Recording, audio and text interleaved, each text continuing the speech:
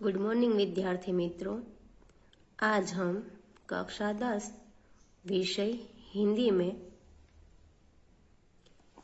पाठ 6 कालिदास का प्राणी प्रेम में भाग 2 का अभ्यास करेंगे।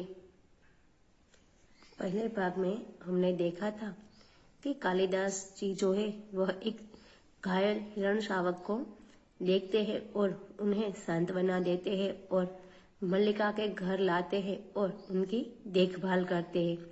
राजपुरुष जो दंतुल है वह जिन्होंने इस हिरण शावक का शिकार किया था वह रक्त की बूंदों के सहारे ढूंढते ढूंढते कालिदास के पीछे पीछे मल्लिका के घर तक आता है और कहता है कि यह हिरण शावक जो है वह उनकी संपत्ति है क्योंकि उन्होंने उसे उनके तीर से वह घायल हुआ है। वहां तक हमने देखा था। अब आगे देखते हैं। कालिदास, मैं तुम्हारी वेशभूषा को देखकर नहीं कह रहा, यानी कि दंतुल जो है वह कहता है कि तुमने मुझे राजपुरुष पहचाना क्योंकि मेरे जो वस्त्र है वह राजपुरुषों के जैसे हैं। तो कालिदास इनका जवाब देते हुए कहते हैं कि मैंने तुम्हारे वेशभूषा को देखकर जो है वह तुम्हें नहीं पहचाना। दंतुल, तो क्या मेरे ललाट की रेखाओं को देखकर जान पड़ता है चोरी के अतिरिक्त सामुद्रिक का भी अभ्यास करते हो? सामुद्रिक यानी कि ज्योतिषी विद्या, हस्तरेखा देखना, ये जो विद्या होती है वह। तो दंतुल जो है वह कहता है कि यदि तुमने मुझे मेरे वेशभूषा से नहीं पहचाना तो क्या मेरी ललाटों की, ललाट पर की, यानी कि ललाट यानी भाल, कपाल, उन पर जो रेखा है उन्हें पढ़कर तुमने यह मुझे पहचाना है। लगता है कि तुम चोरी करने के अलावा ज्योतिष विद्या का भी अभ्यास करते हो, यानी कि तुम्हें ज्योतिष विद्या भी आती है। मल्लिका चोट खाई सी कुछ आगे आती है। मल्लिका जो है वह थोड़ी दुखी होकर आगे आती है। मल्लिका, तुम्हें ऐसा लांछन लगाते लज्जा नहीं आती? मल्लिका जो है वह कहती है कि तुम जो यह लांछन लगा रहे हो, खोटा आरोप लगा रहे हो, तुम्हें लज्जा नहीं आती? दंतुल, क्षमा चाहता हूँ देवी, परंतु यह हरण शावक जिसे बाहों में लिए है मेरे बाण से आहत हुआ है। आहत यानी घायल, इसलिए यह मेरी संपत्ति है। मेरी संपत्ति मुझे लौटा तो देगी? दंतुल जो है वह मल्लिका से क्षमा मांगते हुए कहता है कि आपकी बाहों में जो एक हिरण शावक है उसे, यानी कि वह जो है वह मेरे बाणों से घायल हुआ है, इसलिए यह हिरण शावक है वह मेरी संपत्ति है। तो आप जो ये मेरी संपत्ति यानी कि हिरण शावक है, आप उसे मुझे वापस लौटा तो दोगी ना? कालिदास, इस प्रदेश में हिरणों का आखेट नहीं होता राजपुरुष। आखेट मतलब शिकार। तो कालिदास जो है वह राजपुरुष यानी कि दंतुल से कहता है कि यह जो विस्तार है, यह जो प्रदेश है, उसमें हिरणों का शिकार नहीं होता। तुम बाहर से आए हो इसलिए इतना ही पर्याप्त है कि हम इसके लिए तुम्हें अपराधी न माने। तुम इस प्रदेश के व्यक्ति नहीं हो, तुम कोई दूसरे प्रदेश से बाहर से आए हो, इसलिए इतना ही काफी है कि हम इसके लिए तुम्हें अपराधी नहीं माने। दंतुल, तो राजपुरुष के अपराध का निर्णय गांववासी करेंगे। गांववासी मतलब के गांव में रहने वाले लोग। तो दंतुल क्या कहता है कि राजपुरुष का अपराध क्या है और निरपराध क्या है, यह इसका निर्णय क्या है गांव वाले लोग करेंगे। ग्रामीण युवक अपराध और न्याय का शब्दार्थ भी जानते हो? तो तुम एक गांव के व्यक्ति हो, युवान हो, क्या तुम्हें अपराध शब्द जो है उनका न्याय, उन अपराध और न्याय, इनका शब्दार्थ यानी कि इनका जो अर्थ होता है, क्या तुम वह जानते हो? कालिदास, शब्द और अर्थ राजपुरुषों की संपत्ति है जानकर आश्चर्य हुआ। कालिदास कहता है कि एक सामान्य व्यक्ति जो है वह न्याय और अपराध नहीं समझता, उनका अर्थ नहीं समझता, उनको जानने का हक सिर्फ राजपुरुषों को है, यानी कि यह उनकी संपत्ति है। यह जानकर बहुत ही आश्चर्य हुआ। दंतुल, समझदार व्यक्ति जान पड़ते हो, फिर भी नहीं जानती कि राजपुरुषों के अधिकार बहुत दूर तक आते हैं। मुझे देर हो रही है, यह हरिण शावक मुझे दे दो। दंतुल कहता है कि तुम काफी समझदार व्यक्ति लगते हो, लेकिन फिर भी तुम नहीं जानते कि राजपुरुषों के अधिकार जो है वो बहुत लंबे होते, बहुत दूर तक आते हैं। मुझे देर हो रही है, तुम जल्दी से ये हिरण शावक जो है वह मुझे वापस दे दो। कालिदास, यह हिरण शावक इस पार्वतीय भूमि की संपत्ति है। पार्वती यानी कि इस पर्वतीय प्रदेश की संपत्ति है। राजपुरुष, और इस पार्वतीय भूमि के निवासी हम इसके सजातीय है। तुम यह सोचकर भूल कर रहे हो कि हम इसे तुम्हारे हाथ में सौंप देंगे। मल्लिका इसे अंदर ले जाकर तल्प या किसी आश्रम पर, कहते कहते रुक जाता है। अंबिका सहसा अंदर से आती है। अंबिका जो है वह मल्लिका की माँ है। यानी कि यह जो हिरण का बच्चा जो है, जो हिरण शावक है, वह इस पर्वतीय प्रदेश की संपत्ति है। राजपुरुष यानी कि दंतुल से कहता है, और इस पर्वतीय भूमि के जो निवासी है वह और हम दोनों सजातीय है, इसलिए हम दोनों मित्र जैसे हैं।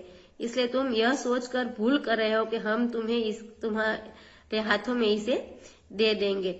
और मल्लिका से कहता है कि तुम इन अंदर ले जाकर इसे किसी तल्प यानी कि बिछोना, शैया, जो जिसे हम कहते गुजराती में कहते हैं पथारी, यानी कि किसी शैया पर उन्हें आश्रय यानी कि लगाकर तुम इसे रख दो। और इतने में जो है वह मल्लिका की माँ जो है अंबिका, वो अंदर से अचानक बाहर आती है।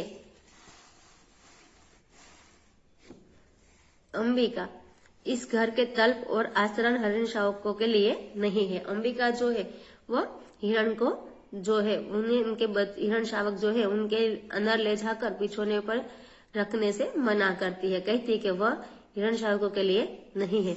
मल्लिका, तुम देख रही हो माँ? तो मल्लिका जो है वह कहती है, तुम देख रही हो माँ? अंबिका, हाँ देख रही हूँ, इसलिए तो कह रही हूँ। तल्प और आश्रय मनुष्य के सोने के लिए है, पशुओं के लिए नहीं।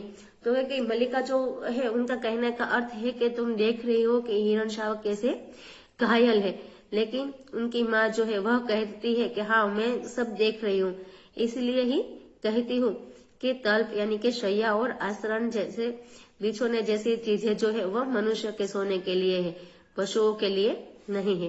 कालिदास, इसे मुझे दे दो मल्लिका। कालिदास जो है वो मल्लिका से कहता है कि इसे तुम मुझे दे दो। दूध का भाजन नीचे रख देता है और बढ़कर हिरण शावक को अपनी बाहों में ले लेता है। इसके लिए मेरी बाहों का आश्रय ही पर्याप्त होगा, मैं इसे घर ले जाऊंगा। द्वार की ओर चल देता है।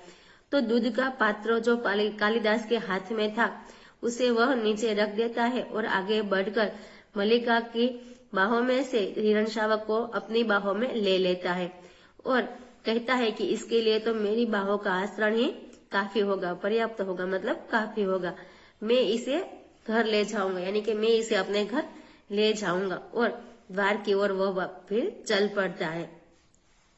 दंतुल, और राजपुरुष दंतुल तुम्हें ले जाते देखता रहेगा? कालिदास, यह राजपुरुष की रुचि पर निर्भर करता है। तो दंतुल जब कहता है कि तुम इसे ले जाओगे और मैं सिर्फ देखता रहूंगा, तो इसका उत्तर देते हुए कालिदास कहता है कि यह तो तुम्हारी रुचि ऊपर निर्भर करता है। बिना उसकी ओर देखे ड्योढ़ी में चला जाता है और बिना उसकी ओर देखे हुए वह दरवाजे की ओर चला जाता है। दंतुल, राजपुरुष की रुचि अरुचि क्या होती है? संभवतः इसका परिचय तुम्हें देना आवश्यक होगा। तो दंतुल जो है वह कहता है कि राजपुरुष की पसंद और नापसंद क्या होती है, लगता है अब तो तुम्हें इसका परिचय देना जरूरी हो गया है। कालिदास बाहर चला जाता है, केवल उसका शब्द ही सुनाई देता है। कालिदास संभवतः कालिदास जो है वह दंतुल के बोलते बोलते तक बाहर चला जाता है और केवल जो उत्तर देता है संभवतः इतना ही सुनाई देता है। दंतुल संभवतः तलवार की मुठ पर हाथ रखे उसके पीछे जाना चाहता है। मल्लिका शीघ्रता से द्वार के सामने खड़ी हो जाती है। तो ये जो दंतुल जो है वह तलवार की मुठ पर अपना हाथ रखकर उनके पीछे जाना चाहता है, लेकिन मल्लिका जो है वह शीघ्रता से उनके सामने आकर द्वार के सामने खड़ी हो जाती है। मल्लिका, ठहरो राजपुरुष, हिरण शावक के लिए हठ मत करो, तुम्हारे लिए प्रश्न अधिकार का है, उनके लिए संवेदना का। कालिदास निशस्त्र होते हुए भी तुम्हारे शस्त्र की चिंता नहीं करेंगे। तो मल्लिका जो है वह राजपुरुष को रोकते हुए कहती है कि हिरण शावक के लिए तुम जिद मत करो, हठ मत करो, तुम्हारे लिए यह प्रश्न जो है हिरणश्रावक को वापस पाने का, तुम्हारे लिए वह अधिकार का प्रश्न है। लेकिन कालिदास जी के लिए जो ये प्रश्न है वह क्या है, संवेदना का है। वह चाहे भले ही निशस्त्र हो, उनके पास कोई भी शस्त्र नहीं है, फिर भी तुम्हारे शस्त्र की वो चिंता नहीं करेंगे और तुम्हें हिरणश्रावक को वापस नहीं देंगे। दंतुल, कालिदास, तुम्हारा अर्थ है कि मैं जिसे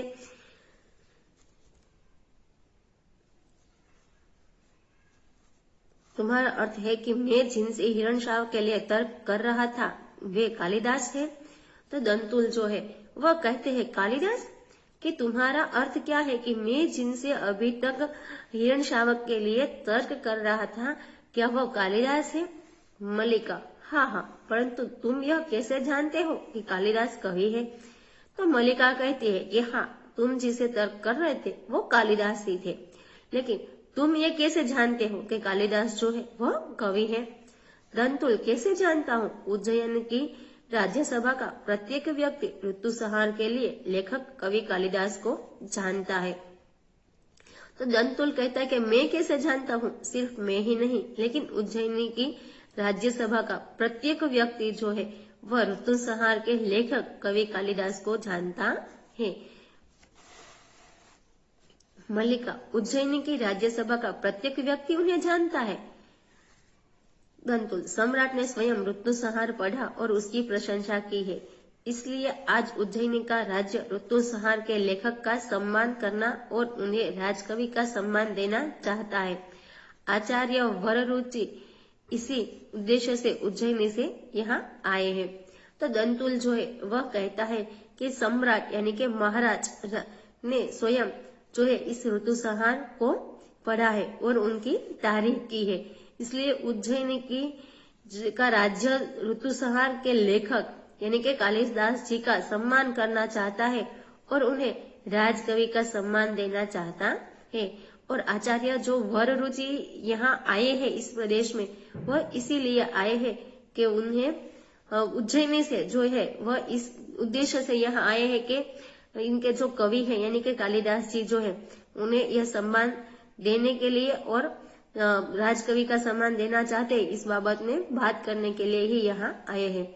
मल्लिका सुनकर स्तंभित हो रहती है, नहीं कि मल्लिका जो है यह जानकर एकदम स्तंभ सी खड़ी रहती है। मल्लिका, उज्जैनी का राज्य उन्हें सम्मान देना चाहता है, राजकवि का आसन। तो मल्लिका जो है वह कहती है कि क्या उज्जैनी का राज्य जो है वह कालिदास जी को सम्मान देना चाहता है और वह भी उनके साथ साथ राजकवि का आसन भी देना चाहता है। दंतुल, मुझे खेद है, मैंने उनके साथ अशिष्टता का व्यवहार किया, मुझे जाकर उनसे क्षमा मांगनी चाहिए। दंतुल कहता है कि मुझे इस बात का दुख है कि मैंने उनके साथ यह बुरा व्यवहार किया, अशिष्ट व्यवहार किया, मुझे जाकर कालिदास जी से माफी मांगनी चाहिए। विद्यार्थी मित्रों, यहाँ हमारा ये जो चैप्टर था वह समाप्त होता है। आशा करती हूँ कि इस चैप्टर जो है वह आप अच्छी तरह से समझ गए होंगे। धन्यवाद।